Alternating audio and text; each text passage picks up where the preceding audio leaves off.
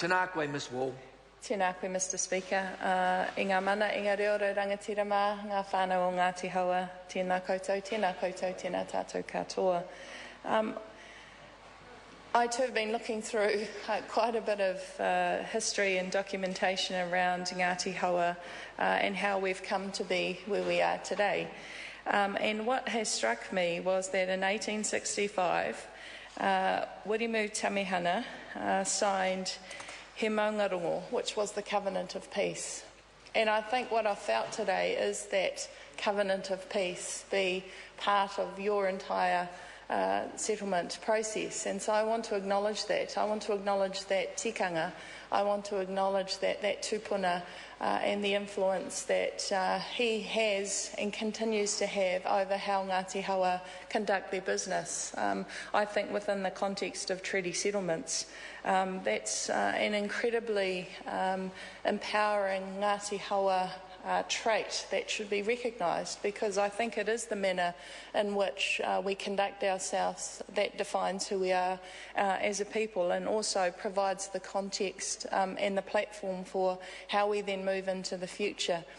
So I congratulate Ngati Haua on this, their second reading. I congratulate our Māori Affairs Select Committee and also this Parliament for prioritising these treaty settlements. The reality is there aren't, I think there's 25 more days before the House rises on the 31st of July. And then we enter what will be an interesting election phase. But what this Parliament has done is prioritised our treaty settlements. And so we are hopeful that you will have your third reading before this session of Parliament concludes. And so I want to pay tribute to all the work that you have done.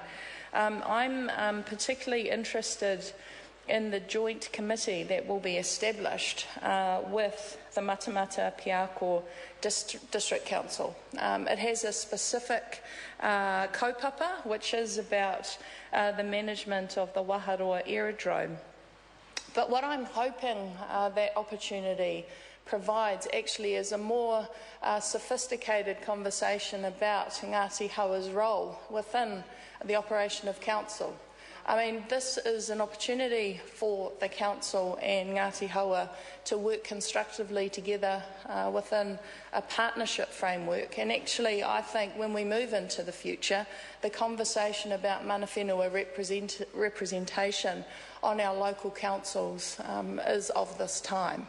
And I think it is through opportunities such as this which will provide, for me, opportunities of the future that continue to embed Ngati Haua's identity, their status, and also the opportunity that Ngati Haua will have to take all of our Māori values and beliefs into how we prepare and plan for the future of our rohe.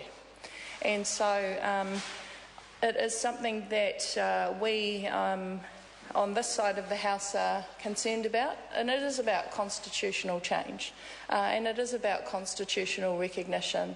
A lot of the treaty settlements have statutory recognitions. This is one such recognition, because what it does is embed your status within your rohe and within the context of a governance aspect of how our country will be